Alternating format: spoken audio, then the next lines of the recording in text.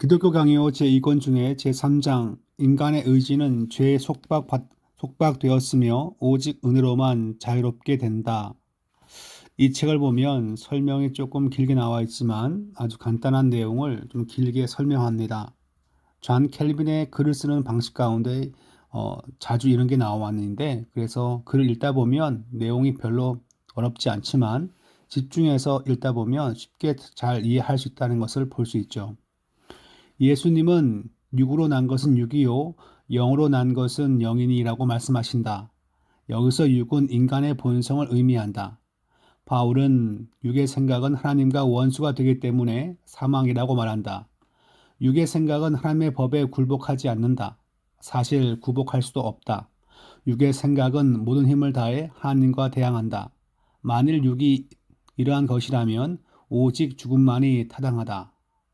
갑자기 어떤 인간의 육신에 대한 걸 얘기하고 있어요.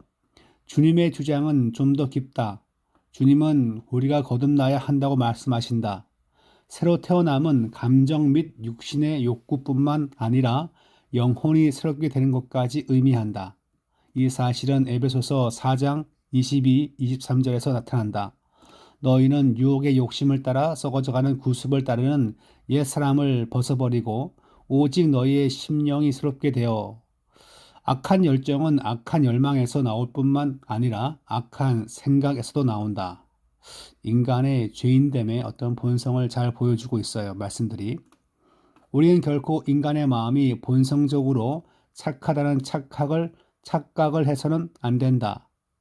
좀 주변에 보면 착하게 사시는 분들이 더러 있는데 본성적으로 착하다고 생각하면 안 된다는 거죠. 예레미야는 사람들의 마음에 대해 만물보다 거짓되고 심히 부패한 것이라고 정죄한다. 바울의 글에서 선지자들과 똑같은 내용을 발견한다. 의인은 없나니 하나도 없으며 깨닫는 자도 없고 하나님을 찾는 자도 없고 다 치우쳐 무익하게 되고 선을 행하는 자는 없나니 하나도 없도다. 사도 바울은 오직 나쁜 사람들만 전혀 의가 없다고 가르치지 않았다. 그 누구도 그리스도가 없이는 스스로의 힘으로 의롭게 될 수 없다. 비록 몇 가지 죄악들은 특정한 사람들의 삶에서만 나타나지만 그럼에도 우리는 우리 자신에게서 참된 사람을 찾을 수 없다. 그러니까 소수의 극악무도한 사람들만 악한 것이 아니라 모든 사람들이 악하다는 것을 전제합니다. 평생 선을 행하려고 노력하며 살았던 사람들이 있다. 마더 테레사 같은 사람들이 있겠죠. 선을 행하려고 그들은 끊임없는 노력은 그들 안에 어느 정도 순결함이 있다는 증거이기도 하다. 그러한 사람들 때문에 우리는 인간의 본성은 전혀 부패하지 않았다고 생각하게 된다. 하지만 이들의 경우는 주님이 그들의 부패한 본성이 밖으로 터져 나오는 것을 저지한 경우다. 그럼 부패한 본성은 그 안에 여전히 남아있죠. 그러한 미덕은 하나님으로부터 오는 은혜로서 인간의 본성의 일반적인 것은 아니다. 모두가 다 그런 한 부패한 본성을 내면에 꼭꼭 이렇게 싸맨 사람들은 별로 없다는 거예요. 이러한 사람들이라도 의의 주된 요소에 있어서는 여전히 부족한데, 이 단어가 참 재밌어요. 여전히 부족하다. 사람의 본분은 하나님의 영광을 추구하는 것이기 때문이다. 지금 요 문단은 이 과의 내용을 잘 정리하고 있습니다. 사람의 의지는 죄와 너무나 강하게 묶여 있어서 선을 향해 나아갈 수 없으며 또한 선을 고수하기란 더욱 어렵다. 우리의 의지는 죄의 노예로 있다. 사도 바울이 쓰고 있는 존 켈빈이 지금 책을 쓰면서 쓰고 있는 독특한 표현이죠. 죄의 노예, 죄의 노예. 죄와 우리의 생각과 항상 엮여 있고 그래서 우리는 마치 죄의 노예처럼 살고 있다는 것입니다. 의지가. 내가 보기엔 나의 의지는 자유롭지만 하나님 보시기에는 죄에 묶여 있다는 것입니다. 만일 우리가 하나님을 향해 한 걸음이라도 나아간다면 이는 전적으로 하나님의 은혜로 인한 것이다. 이 말이 어떤 더 깊은 의미인지를 뒤에서 더 풀어 설명합니다. 예레미야는 나를 일으켜 나를 이끌어 돌이키소서. 그리하시면 내가 돌아오겠나이다라고 말한다. 하지만 인간은 여전히 의지를 가진다. 인류가 죄에 빠졌을 때 우리는 죄를 섬기는 자리에 처하게 되었다. 우리의 의지는 죄가 되지는 않았지만 병이 들었다. 우리의 의지는 기능하지만 부패한 본성에 속한 우리의 의지는 악을 행하려 한다. 내가 보기에 나의 속에 있는 내 생각과 의지가 잘 돌아가는 것처럼 보이죠, 그죠? 근데 이것이 부패한 본성에 있기 때문에 우리의 의지는 선을 행할 수 없고 악만 분별해서 행한다는 거예요. 선을 행하려는 의지는 하나님의 은혜로 말미암아 주어진다. 그러므로 우리의 의지는 자유를 잃었으며 필연적으로 악을 행한다. 이와 반대로 인간은 선을 행하는 의지가 어느 정도 있다. 어느 정도 있다라고 보는 게 로마 카톨릭이에요. 그런데 존 켈빈은 인간은 타락했기 때문에 선을 행하려는 의지가 없다. 그냥 아예. 그것이 이제 개신교와 이 천주교의 큰 차이점이라 볼 수 있습니다. 그러므로 우리의 의지는 자유를 잃었으며 필연적으로 악을 행한다. 이를 받아들이기는 어려운 진술이다. 우리는 필연과 강요를 구분해야 한다. 예를 들어보자. 하나님의 본성은 완전하게 선하시기에 그분은 반드시 선을 행하실 수밖에 없다.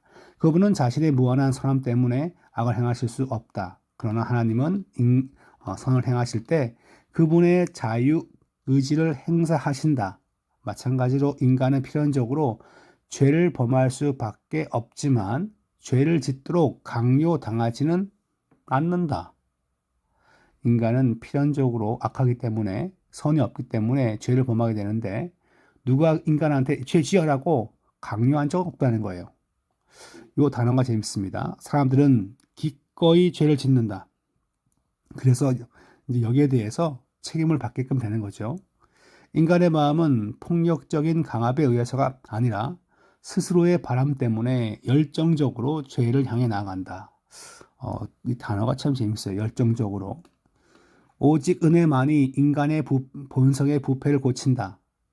우리 안에 하나님의 은혜가 임하면 의를 갈망하기 시작한다. 그 후 이 은혜는 우리가 끝까지 견인되도록 그 갈망을 지속시키며 강하게 만든다. 은혜 아니면 아무것도 아닙니다. 그걸 이렇게 아주 논리적으로 설명을 잘 해놓았어요. 그 다음 페이지 보시면 바울은 너희 안에서 착한 일을 시작하신 이가 그리스도 예수의 날까지 이루실 줄을 우리는 확신하노라고 기록했다. 하나님은 단지 연약한 우리의 의지를 도우시는 것이 아니다. 우리의 의지를 변화시키신다. 우리의 의지를 변화시키시고 은혜를 부어주어서 변화시키는 것이죠. 성경은 다음 같은 구절에서 인간의 의지란 매우 무가치하여 하나님이 바꾸셔야만 함을 보여준다. 오늘 새벽 기도도 보면 하나님께서 그 누구죠? 기도원에게 보여주었듯이 하나님께서 바꾸셔야 한다는 거예요. 사람의 생각도. 이 구절은 제가 종종 쓰는 구절인데 또 새 영을 너희 속에 두고 새 마음을 너에게 주되 너희 육신에서 굳은 마음을 제거하고 부드러운 마음을 줄 것이며 또 내 영을 너희 속에 두어 너희로 내 율례를 행하게 하리니 너희가 새 규례를 지켜 행할지라. 인간의 의지는 제거된 것이 아니라 악한 의지에서 선한 의지로 새롭게 변화되는 것이다. 너희 안에서 행하시는 이는 하나님이시니 자기의 기쁘신 뜻을 위하여 너희에게 소원을 두고 행하게 하시나니 말씀하고 있습니다. 하나님은 사람의 의지를 변화시킨 후 계속 우리 안에서 착한 일을 행하신다. 그러니까 이게 은혜로서 이끌림을 받았고 지금도 쭉 받는 거예요. 은혜로 변화되었고 지금도 은혜를 통해서 사는 삶. 그러니까 내 안에 선한 것이 하나도 없기 때문에 은혜 받아서 모든 것이 변했고 지금도 변화가 되어지고 있는 거죠.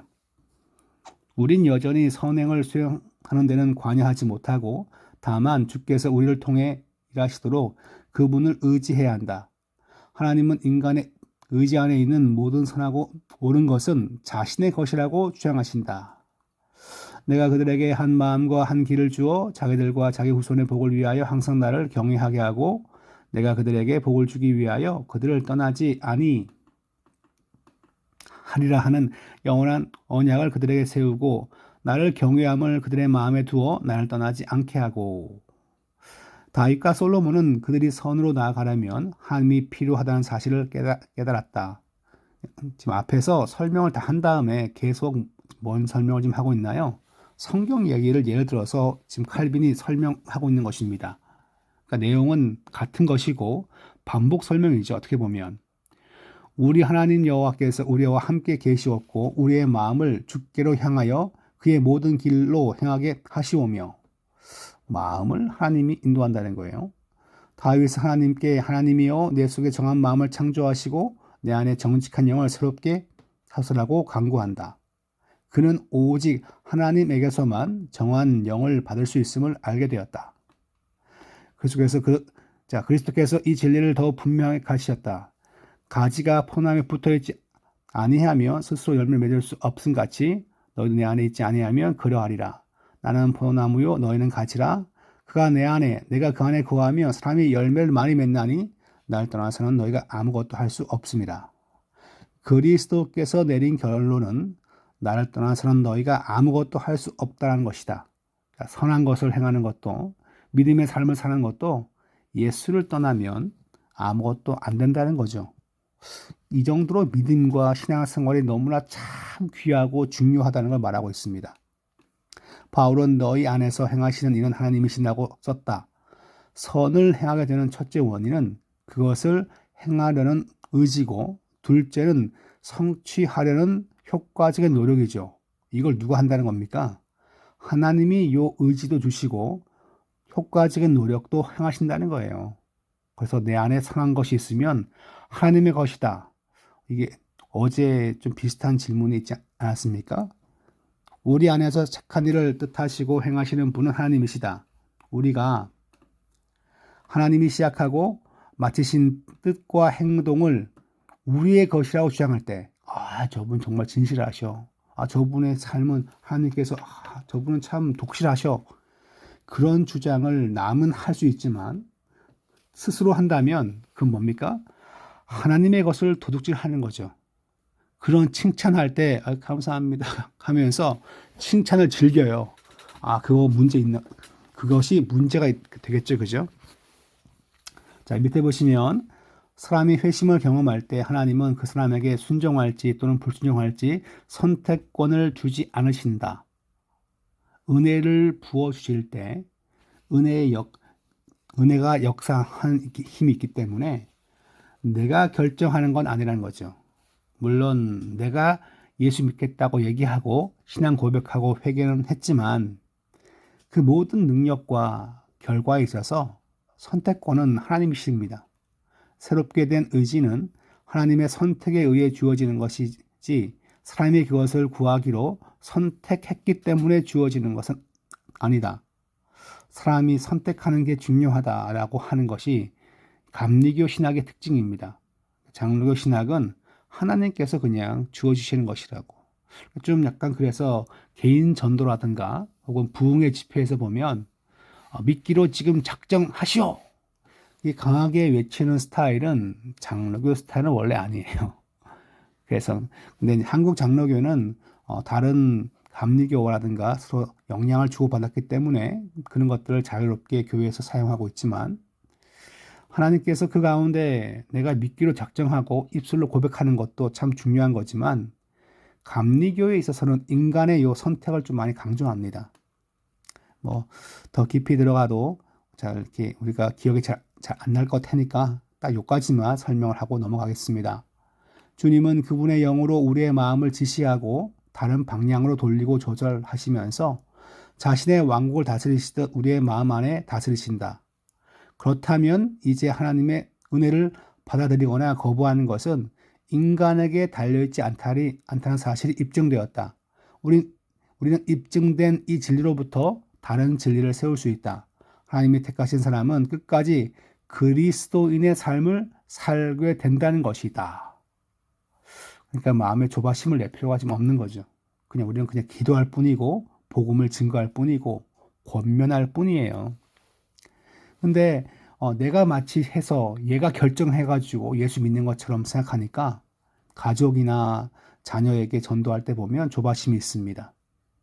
하나님께서 그에게 은혜를 부어주어서 택한 시간에 올 것이고 그 시간이 잔 번연의 천류역정처럼 아버지가 다 죽은 다음에 내가 천국 간 다음에 그 다음에 벌어지는 사건이 될 수도 있어요. 그러니까 하나님이 택하신 사람은 은혜를 받아서 성도가 되기 때문에 우리가 기다리고 인내하고 기도할 뿐입니다.